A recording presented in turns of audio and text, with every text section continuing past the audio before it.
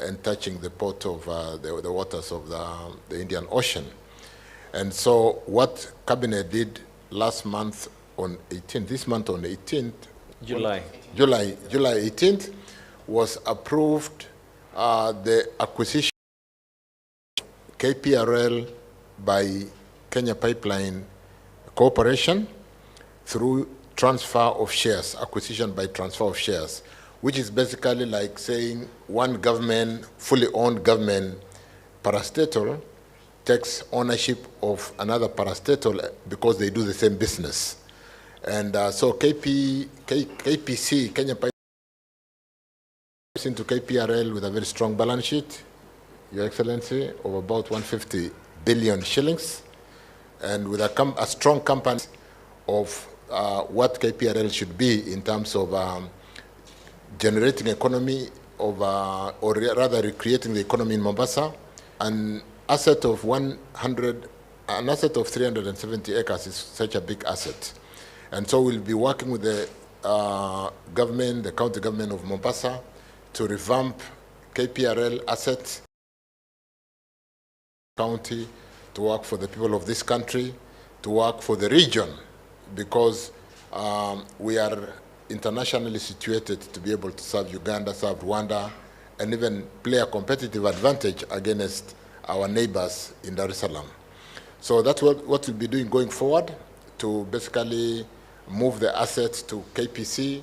Nobody's losing jobs. We had, like Governor said again, we had PwC, PricewaterhouseCoopers, doing a study to confirm which was the best acquisition option. And we've zeroed in on the acquisition by transfer of shares as opposed to transfer of business. That would have many challenges. So following the due process, these are government assets moving to another government to ensure the issues of stamp duty. The due process is followed to the letter. And then so I want to thank Governor and the leadership of Mombasa for the engagement this morning. We'll be talking to the staff of KPRL to assure them that they are in safer hands. They have, however, been working with KPC through a lease agreement where KPC has been using the tank farms. They have rehabilitated most of those tank farms, and they are being used today by Kenya Pipeline Corporation. Why do we need KPC to leverage on the asset of KPRL? The leadership today would like to accelerate the use of LPG gas as a transitional fuel to mitigate the challenges of climate change. Kenya will be hosting Africa Climate Change Summit next week with leadership in excess of more than 30 presidents coming into our country. And some of the quick wins for us would be really to look at how do we accelerate the pushing of LPG or what you call biomass. We are cutting our forest to fire our cooking in the kitchens with the pollution, our homes. The smoke because of incomplete combustion, because sometimes we are also burning wood which is not dry.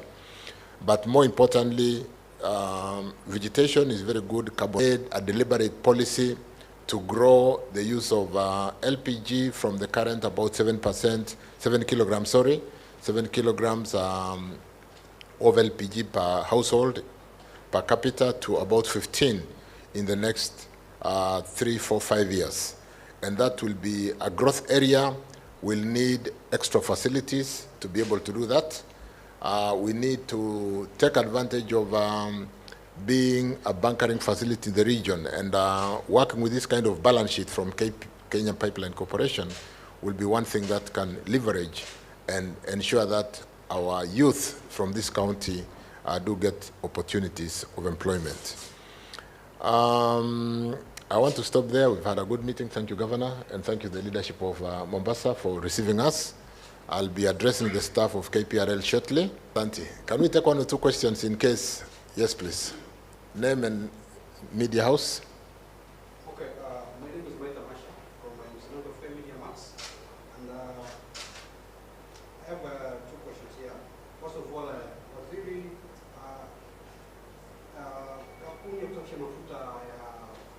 KPRL ilikuwa imechukuliwa na kampuni ya ESA Energy na wakashindwa kurevive. I would like to hear the magic aspects from you. What kind of magic can you introduce to ensure that it's going to hit the fuliwa and petroleum products are brought into Kenya today through, you know, itabidi tufanye kama vile tutajaribu. Mafuta inaletwa nchi yetu katika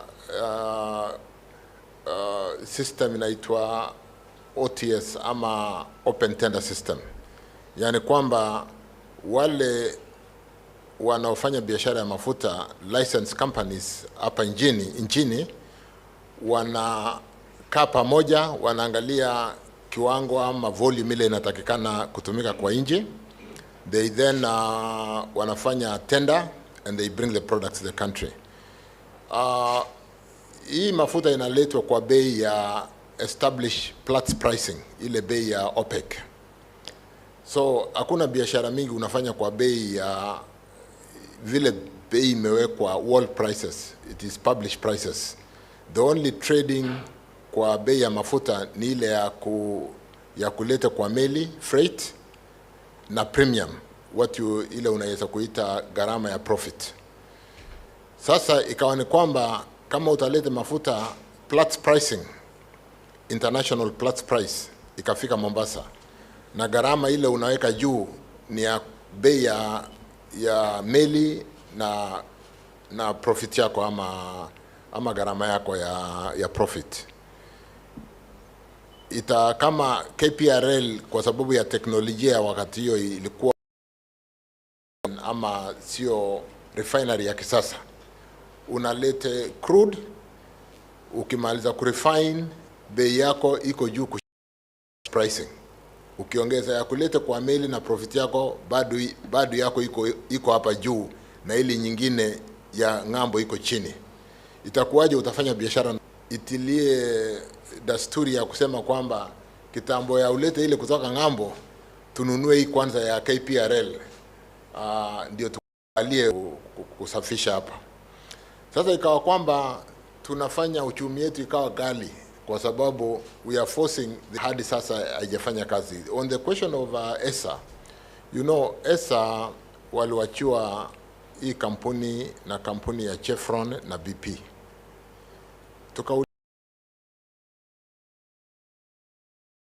Kwa ni inafanya biashara na iko na profit, ikawaje wakatoka. Lakini walipotoka na ESA wakasema watakuja kuifufusha. Sasa ikabidi irejeshe kwa serikali, lakini pia tukajaribu kusukuma kuhakikisha kwamba ile mafuta inakuwa refined through kulikuwa na moja inaitwa tolling. Ni kwamba KPRL walikuwa wanaleta mafuta wenyewe, wanaisafisha, alafu tunalazimisha economy to take that fuel. Lakini ile ya tolling, the oil KPC, tutahakikisha kwamba tumerekebisha haya maneno yote as to whether we will revive the refinery from a business perspective. Kwa ni biashara bora, wataifufusha kwa sababu nimewambia kwamba KPRL iko na balance sheet kiwango ya 150 billion shillings. So they will look at the business model, wakasema kwamba do we rebuild this refinery? Hii refinery ilijengwa miaka ya kati ya 1960.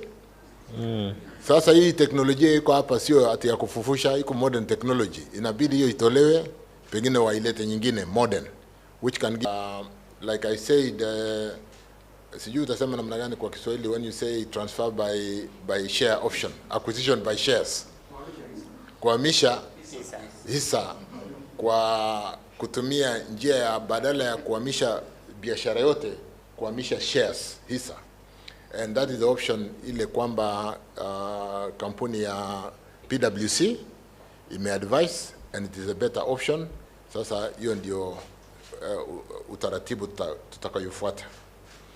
And that is what we came to consult with the leadership. Tumesikizana, ilikuwa sio kwamba kufanya public participation, lakini kuhakikisha kwamba tunasonga pamoja, kwa sababu ni kampuni ya serikali moja inachukuliwa na kampuni ya serikali, sio ati iko mfanyabiashara anakuja katikati, hapana.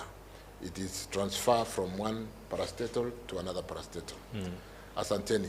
Just one question, Governor. Yes. So, comes from our brothers. Sorry, your name? Sorry, I'm going for some sample from Kenya to go to B. We saw counties from our brothers enjoying from the revenue coming from the tax, 50%. Perhaps will the county get what shares in terms of revenue from that factory, and also from the Waziri? As the government, what are you intending to do with that factory? Refining, storage, or producing LPG gas? Just to get the I think you asked me in English, Boniface, so allow me to be able to respond in English. No, we did not discuss anything to do with shares. I think that is something that we're discussing with the President as in terms of our natural resource. I want to first and foremost congratulate the two counties for having been in a position, and that I believe is Narok and Taita have been given a certain percentage from their natural resource, which is the parks. The discussion as to whether we want to get something from the port is ongoing, because I think that is what is a natural resource per se. In regards to what it is, the involvement of the county government, we have discussed with the Cabinet Secretary, and that is on matters of urban planning. We will be involved so that we can be able, that is a part of on-source revenue from the county that we will be able to earn. So yeah, that is where we are. We are, however, in something totally not related to the discussion that is here, but it is related to the port. There is already legislation that we have sent to the Assembly, and the Assembly is currently looking at it, where there have been ways, legal ways in which the county government of Mombasa can play a role, not in terms of earning shares from the port, but in terms of revenue from port services by providing a service. And that is in line with the schedules of the Constitution, where the county government of Mombasa has every right to be able to be included when it comes to sewer, it comes to waste management, air pollution, and so forth. So that is not in relation to this at all. I think I've been able to answer your question. The investment in a refinery is, like I've mentioned, when you refine products, you are dealing with Platts pricing. You must compete at the published OPEC pricing. And so as KPC comes in, like I said, with that strong balance sheet, you don't want to come and weaken their balance sheet. You want them to invest and grow the balance sheet from strength to strength. And therefore, they'll be looking at various business models of a refinery. There are opportunities to do a refinery in this country.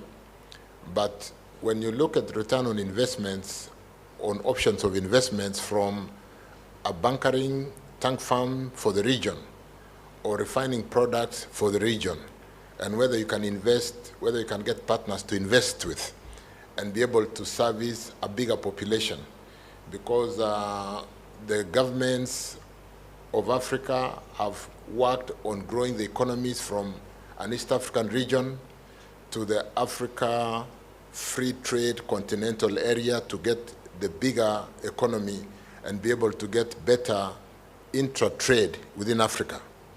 It's important they'll be looking at those economies and what makes sense for Kenya.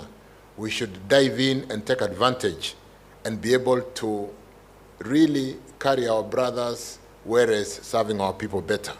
So we expect Kenya Pipeline, and the CEO is here, Joe Sang, with his team and the board, to quickly look at the investment option, take advantage of our location, and ensure that KPRL is working for us, working for the region, working to make our lives better.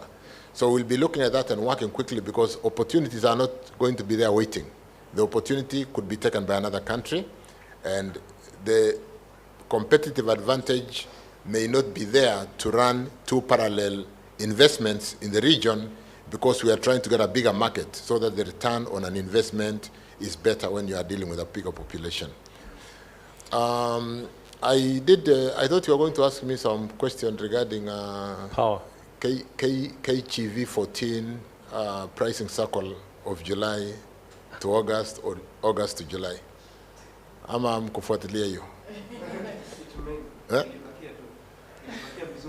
Pengine waziri niongee tu, pengine waziri niongee tu kwa Kiswahili ili watu waweze kufahamu. Waziri amekuja na tukaita viongozi wa maeneo, kuanzia wabunge wote waliweza kujulishwa baada ya uwalishi kuweza kuja kutoka kwa wizara. Tukawajulisha pia na viongozi ambao kwamba ni MCAs. Fikra iliyoweza kuja ni baada kuangalia ya kuwa wako na rasilimali. Kenya Petroleum Refineries wako na rasilimali ambao haitumiki. Rasilimali ile ukiangalia ni pamoja na ardhi ambayo kwamba ni ekari 300, na ekari hiyo pia inashikana na bahari. Swali likaja ya kwa je iweze kufanyiwa kitu gani? Ndio pale walipoweza kuleta shirika la Price Waters kuweza kufanya utathmini, na utathmini uliweza kutokeza wazi ni kwa njia muafaka ni kuweza kubadili ama kuweza kupeleka zile hisa kutoka kwa Kenya Petroleum Refineries kuingia kwa Kenya Pipeline. Kama alivyozungumza waziri, Kenya Pipeline ni kampuni ambayo ina bilioni katika vitabu vyake, bilioni 150, sio milioni, bilioni 150. Na kwa bilioni 150 itakuwa ni rahisi zaidi sasa. Kwanza ikiwa watataka kuweka matanki, watu wakiwa wanaleta petroli zao, matanki yaweze kuweza kutumika pale kuweza kuweka petroli ya muda. Pili, kuweza kuweka gasi kwa muda katika maeneo yale pia vile vile. Na tatu, kutakuwa na kitengo cha kuweza kutengeza umeme ndani ya hiyo ekari 300. Na pia vile vile wataangalia je, hii sasa hivi, kwa sababu ukienda nchi kama Saudia na kwingine, teknolojia wanaotumia na si teknolojia peke yake, lakini pia idadi ya mafuta yale ambao hayajasafishwa yenye kupita katika factory zile ni idadi kubwa sana. Sasa unapata ya kwa gharama ya kuweza kusafisha yale mafuta, uweze kupata diesel, uweze kupata petroli, uweze kupata mambo mengine, gharama yake inakuwa ni chini. Wataweza kuangalia wao wenyewe, je, wanataka pia kuweza kuweka refinery ambao kwamba sasa yote yale yatatumia fedha ambazo kwamba zitakuwa ni za Kenya Pipeline. Niliona ya kwa niweze kuelezea kwa Kiswahili ili tuweze kufahamikiana. Na kama serikali ya county na viongozi wa county, kwanza waziri ameelezea ya kwa ile ripoti ambayo imetengezwa na Price Waterhouse Cooper itaweza kugawanywa kwa viongozi wote, na viongozi wataendelea kuweza kudadisi wizara na pamoja na mashirika ya Kenya Pipeline na kuangalia. Pili, wale watu ambao sasa hivi wako katika uandikishaji ama ni wafanyakazi wa Kenya Petroleum Refinery, kwanza hakuna yoyote atakayeweza kupoteza kazi na kuambiwa ya kuwa umeenda nyumbani. Lakini kando na hayo, idadi ya watu watakaoweza kuajiriwa ni zaidi. Pili, tumeweza kuelezea ya kwa tunataka siku watu wakiajiriwa tuambiwa kwa wanaajiriwa ni watu wetu wa hapa Mombasa ndio wenye kuweza kupata ajira hiyo. Na nikisema watu wa Mombasa, mtu ambaye kwamba anatoka Mombasa, hatuzungumzi habari ya kabila, lakini mwana Mombasa vile sote tulioko katika Mombasa. Tumekubaliana pia vile vile mambo ya upangaji wa mji. Kwa hivyo kama kuna lolote, pipe inapita hivi, matanki yatawekwa hapa, yote haya tutaweza kuwasiliana na serikali ya county. Na kama ilivyo kisheria na kikatiba ya kuwa serikali ya kaunti ya Mombasa ndio wenye kuweka mamlaka na stakabadhi zote za mji unavyoweza kupangwa. Na pia kumalizia, tumekubaliana ya kuwa pipeline wataweza kuongeza ile CSR yao, yani ile shirika kuweza kujitolea fedha fulani ambao kwamba itaweza kusaidia kama ni shule zetu, ni hospitali zetu, na tayari wamefanya katika upande wa Petroleum, lakini tumesema ya kwa ni lazima iweze kuongezwa zaidi, na tumekubaliana katika zile eka zote 300 zikiweza kuangaliwa na kuweza kuchukuliwa kwa uzima wote. Tunasema ya kwa hapa kuwe na matanki, hapa kuwe na mapaipu, hapa kuwe na nini. Je, ni sehemu gani ambao tunaweza kuweka pia tuweze angalau kuwe na skuli ama kuwe na hospitali ama kuwe na pahali ambapo kutakuwa na mambo ya fire ama mambo mengine, jambo ambalo kwamba tumekubaliana tutafanya kazi kwa pamoja. Niliona ya kwa niweze kuyatatua tu kwa lugha ya Kiswahili. Asanteni sana. Asanteni. Thank you so much. I thought I